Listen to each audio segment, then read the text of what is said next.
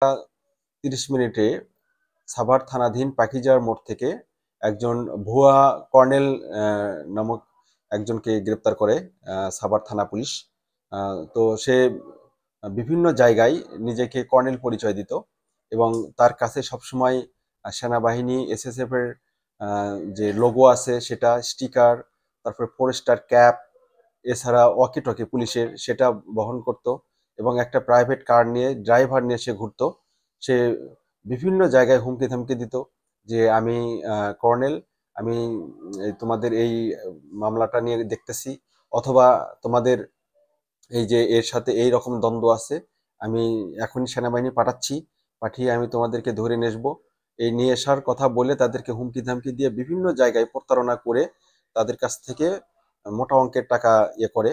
তো এরকম একটা নিউজ গতকাল আসার ফলে আমরা গতকালকে তাকে গ্রেপ্তার করি। গ্রেপ্তার ফলে সে শুধু মানে যে সাধারণ জনগণকে যে এই হুমকি ধামকি দিয়ে প্রতারণার ফাঁদে ফেলবে তা না, এটা সে বিভিন্ন থানার অফিসার ইনচার্জ সহ আরো কিছু কিছু এসআই আছে তাদেরকেও হুমকি ধামকি দিয়ে বলতো যে এই আপনি এটা করেন, মানে আপনাদের এইরকম করে, মানে এমন ভাবে কথা বলতো যে মনে হয় যে সে সত্যি সত্যি এরকম।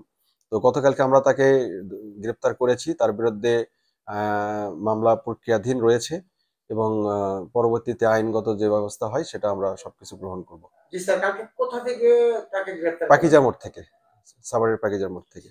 কি মানে আপনারা কোনো কিছু গ্রেফতার হয়েছে পদ্ধতিতে তাকে গ্রেফতার করেন?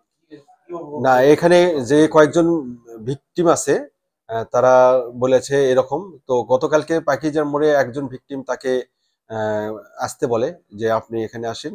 তো তার কথা অনুযায়ী সে ওখানে আসে এবং আমরা তথ্য প্রযুক্তি দিয়ে আমরাই ওই ভিকটিমকে ব্যবহার করি যে আপনি এরকম করে তাকে ডেকে নিয়ে আসেন, স্যার তারপরে ভিকটিম কি ভাই বাঁচাইয়া দেবে। অথবা যে কোনো ধরনের জমি নিয়ে কারো দ্বন্দ্ব আছে যে এটার থেকে আমরা রক্ষা করে দেব, অথবা কাউকে আহ, মামলার জন্য বলে যে আপনি এইটা মামলা করে দিচ্ছি, রেকর্ড করে দিচ্ছি থানায়, আপনি তদবির করে বা ইয়ে করে দিচ্ছি, আপনি আমাকে আমার সাথে যোগাযোগ করেন।